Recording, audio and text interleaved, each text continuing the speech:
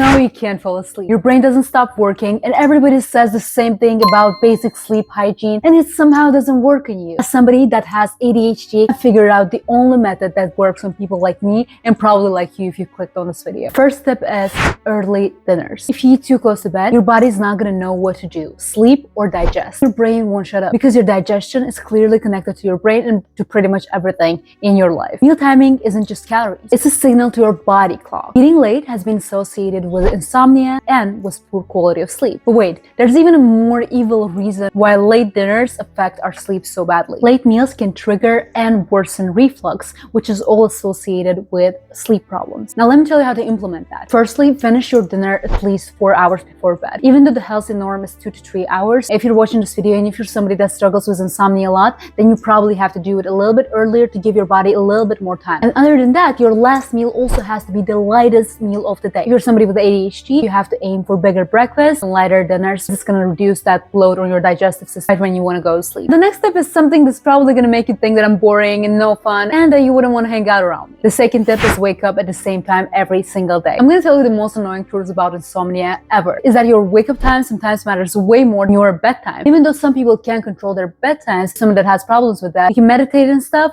but it's not going to help you fall asleep at the same time every single day. So you have to switch up the tactic and start waking up at the same time so that your circadian clock regulates itself. Because this is the rule that makes all of the other tips work. Your body has two main systems. There's your circadian clock, when your body thinks it's night and when your body thinks it's day. And the second thing is your sleep pressure. It's basically, I've been awake for a long time, let me go to sleep now. So when your wake up time is irregular, your body doesn't really know when it's daytime and when it's nighttime. And that's the hard part about fixing your sleep, because you have to do it on the weekends too. Because as somebody with sleep problems, you don't have the privilege of falling asleep whenever you want to. So how to implement it is you're going to choose one wake up time. It's going to be consistent with your routines, your workout time, with your studies. And the ADHD hack about this is that you have to aim for max consistency that you can't really follow, because I know we struggle with routines a lot. And the next tip is probably the most terrible one. I absolutely hate having to do that, but this is life. Nothing's perfect. No caffeine after 10 a.m. 10 a.m. How can you limit that? That's so hard. It's something that I've struggled with a lot because I love a good coffee. I love matcha. I love black tea, and even lighter forms of caffeine, like, I don't know, green tea maybe or something.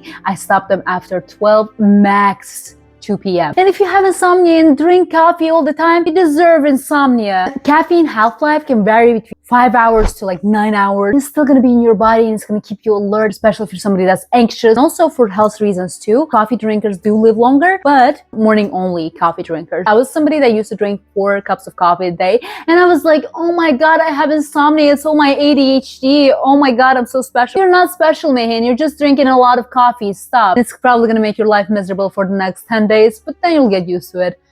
I hope. And if you're thinking that, but I need it to function, then that's why you need the next tip. Because even if you cut caffeine, you still need to limit other things that tell your brain that it's daytime, please stay awake. The next thing is red light filter on your phone. There are a lot of apps on this. You have to choose one that you're going to turn on all of your devices after sunset, and it's going to be great for you because it doesn't stimulate your brain as much as blue light does. It's way more gentle on your eyes. Also, bright light at night messes up your melatonin production, and melatonin is basically the thing we drink to fall asleep. So why can't we just let our bodies produce it naturally? Next step is the one that's the most unexpected one, and it's not exercising close to bedtime, and generally not exercising in the second half of the day for me. And it's probably going to work on you too if you're struggling with bad insomnia. But here's a twist. You have to exercise if you want to improve your general sleep quality. What matters is the timing of it. The exercise is amazing for sleep overall, but intense workouts close to bedtime ruin your sleep because they raise your body temperature and they raise your resting heart rate. When we're trying to fix our sleep, the thing that we're going to be focused on the most is lowering our resting heart rate. Most recent studies show that we need to stop exercising around 4 hours before sleep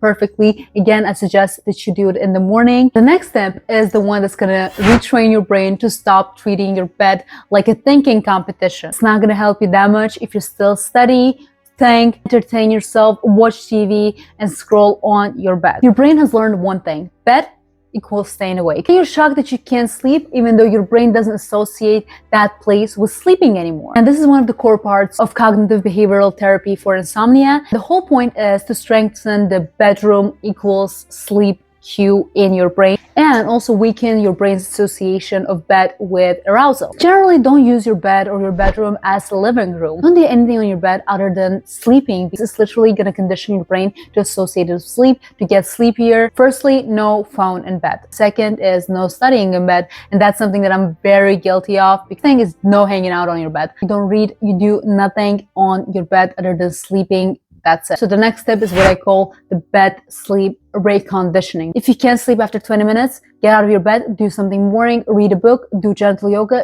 Yoga really helps me with that, by the way. Anything that's not going to stimulate your brain. So don't pick up your phone because it's going to be too entertaining. Do something that's going to bore you, so you only return when you're sleeping. Honestly, I've had this thing that now I'm trying to change. I would go to bed even before I was sleepy, just because it's bedtime or just because it's too late, because I'm trying to live a very healthy life. But then I realized that it was literally wrecking my sleep, because when you go to sleep and you're not sleepy, you're not going to fall asleep. It's going to make you tired, but still very much alert, and it's going to put more stress on your body, and stress is the last thing that you want in your body if you're trying to fix your circadian clock. And the next step is something that most of you are going to hate because you're addicted to it, and it's carbs at dinner. You remember the times when people were like, carbs are evil, please don't eat carbs, cut them off.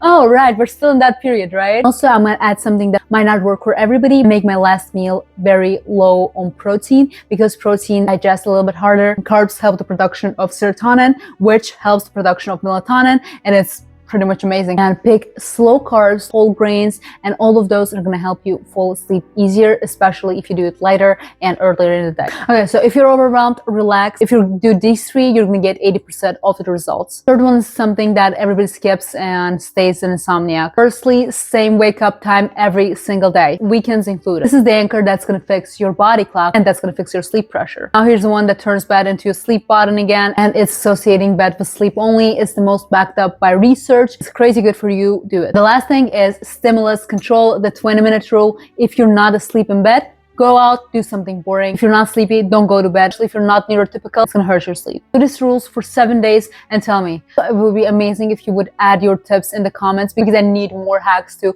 fix my own sleep, because even though I implement this, I still would love advice on it. And if you want more self-improvement content, if you're somebody with ADHD, subscribe to my channel. I promise you, if you fix your sleep, you're gonna fix your life.